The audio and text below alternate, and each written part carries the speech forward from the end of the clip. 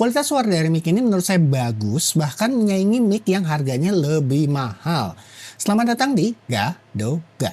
Di video ini kita akan review Bivlog M5, dan seperti biasa di channel Gadoga, teman-teman akan menemukan beberapa hal yang tidak atau belum dibahas oleh reviewer lainnya. Sebelum itu mari kita unboxing sebentar saja. Berikut spesifikasinya, bisa di pause kalau mau baca. Seluruh video ini direkam menggunakan Bivlog M5. Untuk narasi direkam pakai laptop via aplikasi Voicemeeter dan Audacity. Sedangkan footage dari kamera dan handphone tidak diedit karakter suaranya alias bawaan perangkat. Hanya ditambah gain volume saja kalau dirasa terlalu pelan. Kita bisa ngecas transmitter maupun receiver menggunakan case-nya. Pastikan saja sudah mencabut plastik biru pelindung saat baru beli. Kalau enggak, nanti nggak bisa digunakan untuk ngecas. Tekan dan tahan tombol power untuk menyalakan transmitter. Penjelasan lampu bisa dilihat di video. Kalau kita nyalakan receiver, lampu koneksi di transmitternya akan mati. Hal yang saya suka dari Bivlog M5 adalah layar receiver itu selalu menyala. Jadi kita bisa selalu pantau sisa baterai, kekuatan sinyal, dan juga volume level dari mic.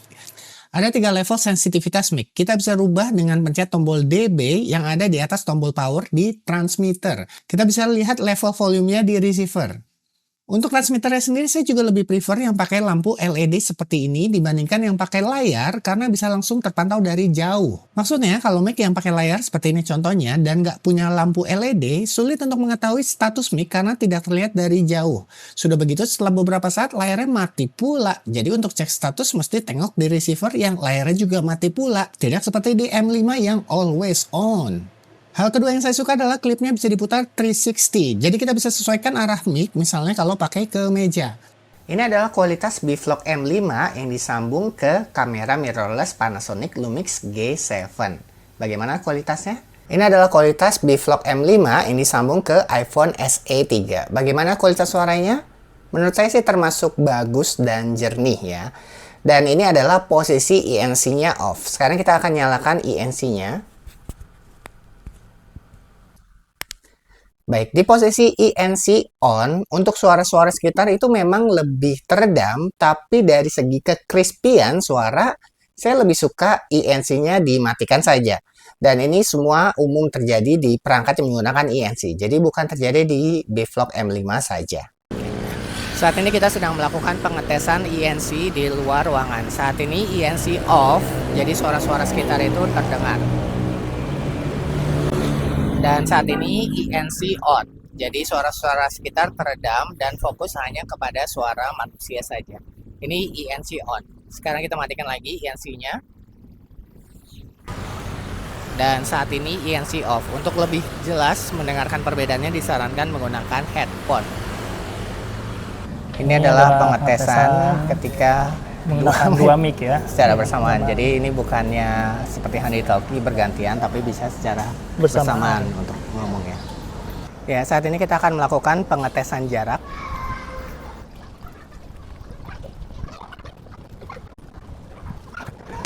Ya, saya ada jarak di sini dan ini cukup jauh dan masih terdengar. Dan ini juga saya sudah terlihat kecil sekali.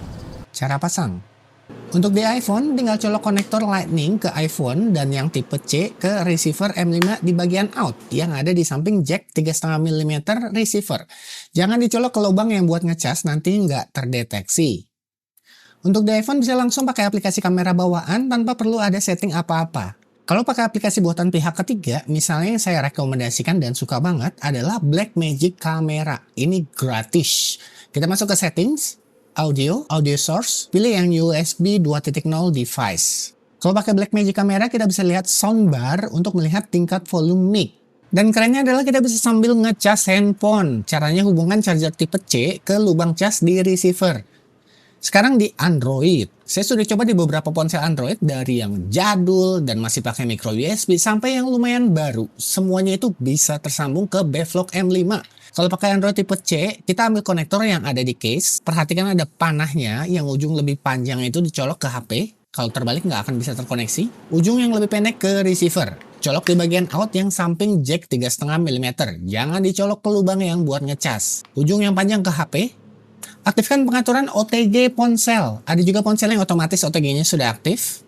Tergantung dari merek dan tipe ponsel teman-teman, ada yang bisa pakai aplikasi kamera bawaannya dan mic M5 itu bisa terdeteksi langsung, nggak perlu setting apa-apa. Tapi misalnya kalau suara dari mic M5 itu nggak terdeteksi, bisa install aplikasi Open Camera. Ini gratis tis. Klik di bagian settings, audio source, pilih yang external mic if present. Saya coba pakai ProShot juga bisa, ini aplikasi berbayar tapi banyak fiturnya. Bisa dilihat ini Bvlog M5 terdeteksi sebagai sumber suara sebagai USB Audio 2.0. Kelebihan di ProShot, kita bisa lihat soundbar volume mic. Sekarang kita coba di HP jadul Redmi Note 3 yang keluar 8 tahun yang lalu dan masih pakai micro USB. Kita butuh konektor micro USB male ke Type-C male. Ini sebenarnya adalah OTG multifungsi menghubungkan dari micro USB ke Type-C. Tinggal disambung saja udah langsung terkoneksi. Pastikan yang tipe C dicolok di bagian out ya, yang di samping jack 3,5 mm. Jangan salah colok. Ini bisa dilihat di tes pakai aplikasi Sound Recorder, suara dari mic terdeteksi di HP. Saya coba pakai Open Camera juga bisa. Kalau smartphone tidak support OTG, kita bisa pakai koneksi via jack 3,5 mm HP. Tinggal beli splitter mic dan audio yang seperti ini. Pastikan beli yang ujungnya itu jenis TRRS atau ada 3 garis hitam, jangan salah beli ya. Kita pasang splitter di HP. Lalu pasang kabel dari paket penjualan yang 3 garis hitam atau TRRS ke receiver. Lalu yang 2 garis atau TRS ke input mic di splitter. Kalau mau monitor, kita pasang headset di sini. Untuk pengaturan di aplikasi kamera sama seperti kalau dicolok ke USB di bagian sebelumnya. Kalau pakai jack 3,5 mm ini tertera sebagai EXT mic atau external mic. Bisa terlihat ini terdeteksi mic-nya ya. Kalau ke kamera, kita colok yang 3 garis hitam atau TRRS ke receiver. Dan yang 2 garis hitam atau TRS ke kamera. Sedangkan kalau ke action kamera Bepro AE3S, kita butuh beli adaptor 2,5 mm male ke 3,5 mm female. Beli yang TRRS atau yang garis hitamnya itu ada 3. Lalu kita beli kabel TRRS male to TRRS male, jadi yang kedua ujungnya itu garis 3. Tinggal dihubungkan ke receiver dan ke action kamera Bepro AE3S. Ini direkam menggunakan Bvlog M5 yang disambung ke action kamera AE3S. Salah satu kelebihan dari mic ini adalah kita bisa monitor suara dari transmitter. Tinggal pasang headphone di jack 3,5 mm ini. Dan ini berguna buat yang suka karaokean. Kita bisa mendengar suara kita sendiri. Lalu hal yang saya suka dari produk ini adalah kalau receiver disambung via USB, audio output dari handphone atau dari komputer, itu suaranya akan diteruskan ke transmitter M5. Artinya, kalau kita putar musik atau video di HP atau PC, kita bisa dengerin via headset melalui transmitternya. Dan kalau pakai kabel audio TRS to TRS atau yang garis hitamnya itu 2, kita bisa sambung dari transmitter ke speaker gede melalui input aux di speaker, atau bisa juga melalui input RCA dengan menggunakan kabel TRS to RCA. Di transmitternya kita mute biar tidak terjadi feedback. Ini bisa jadi solusi buat kamu yang mau sambung dari HP atau PC ke speaker tapi nggak punya kabel panjang. Dan juga karena sudah pakai sinyal 2,4 GHz, jadi jaraknya menurut spesifikasi itu bisa sampai 100 meter di ruang tertutup ya, dan nggak ada halangan. Anyway, kita bisa pakai transmitter satunya sebagai mic. Tapi karena disambung ke aux, jadi tidak bisa atur volume mic di speaker. Sekarang kalau mau disambung ke mixer biar kita bisa atur volumenya, kita perlu buat adaptor sendiri dari 3,5 mm TRRS ke jack 1/4 inch mono atau TS. Kita cukup solder yang bagian mix saja, jadi cuma butuh kabel isi 2. Hanya saja mic level volume dari receiver cukup rendah, jadi kita mesti tambah gain yang cukup banyak di mixernya. Cek tes 1 2. Cek tes 1 1 2.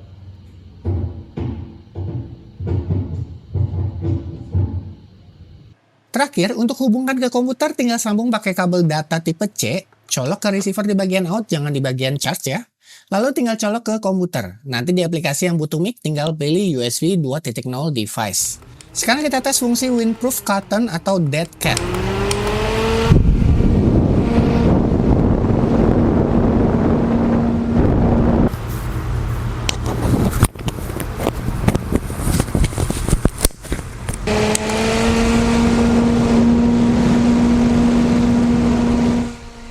Untuk yang kalian tanya apakah masih bisa pakai gimbal? Jawabannya adalah bisa. Walau di ponsel saya memiliki layar besar yaitu 6,67 inci dan juga berat, jadi tidak bisa 100% seimbang. Tapi gimbalnya masih cukup kuat. Anyway, kalau di gimbal saya ini B-Steady AI, cukup dipasang modul AI-nya saja ini udah cukup seimbang sih. Jadi tergantung gimbal dan HP yang digunakan juga ya. Kalau seandainya gimbal kamu nggak kuat karena terlalu tidak seimbang, cara cleannya bisa pakai beberapa koin Rp1.000 yang logam, lalu diselotip biar seimbang. Alternatif lain biar posisi ponsel lebih ke kanan, bisa pakai konektor L seperti ini. Lalu cari kabel USB Type-C to USB Type-C, lalu colok di receiver bagian out yang di samping jack 3,5 mm, ingat jangan salah colok. Setelah itu sambung ke ponsel. Sebagai catatan, kalau pakai kabel langsung seperti ini, receiver akan sambil dicas. Receiver bisa diselipkan di sini atau ditaruh di tempat lain. Tinggal rapikan saja kabelnya atau bisa juga cari kabel yang lebih pendek. Bisa dilihat ini suara mic bisa masuk ya. Anyway, kalau nggak pakai konektor bawaan Bvlog M5, sebaiknya HP jangan sambil dicas. Untuk gimbal yang posisi motor tidak persis di kanan seperti B-Steady Pocket 2 ini, maka aman-aman aja untuk dipakai mic. Pastikan saja saat posisi portrait masih ada jarak antara mic dengan gimbal. Untuk daya tahan baterainya bagus. Saya sudah coba dan bisa menyala non-stop selama 8 jam. Jadi sesuai klaim di buku petunjuk. Setelah 8 jam yang sudah berkedip merah atau baterai hampir habis adalah receivernya. Sementara kedua transmitter sisa baterainya itu masih lumayan. Dan bagusnya lagi adalah untuk receiver kita tetap bisa gunakan sambil dicas. Jadi kita bisa gunakan lebih dari 8 jam. Tapi kalau untuk transmitter tidak bisa sambil dicas. Dia akan otomatis mati kalau disambung ke charger atau ditaruh di case. Kekurangan dari produk ini adalah kita nggak bisa monitor suara dari receiver. Jadi kalau kita colok earphone atau headset di receiver itu nggak akan kedengaran suaranya. Tapi ingat, dua transmitter itu terhubung. Jadi kalau hanya dibutuhkan satu mic aja untuk pembicara, kita bisa pakai mic satunya untuk monitor suaranya. Anyway, kalau kamu sambung ke kamera pakai jack 3,5 mm dan dirasa volume mic terlalu rendah, bisa juga disambung menggunakan receiver. Tinggal beli kabel TRS atau 2 strip ke TRS seperti ini, lalu hubungkan dari transmitter ke kamera. Dijamin volume mic akan lebih kencang dibandingkan kalau dari receiver. Kalau mau sambil monitoring bisa sambung ke cabang audio TRS. Perhatikan ini ujung TRS ya, atau 2 strip hitam. Jangan pakai yang TRRS atau yang 3 strip hitam. Lalu satu kita pasang ke earphone untuk monitor. Satu lagi kabel TRS to TRS atau 2 strip hitam dan disambung ke kamera.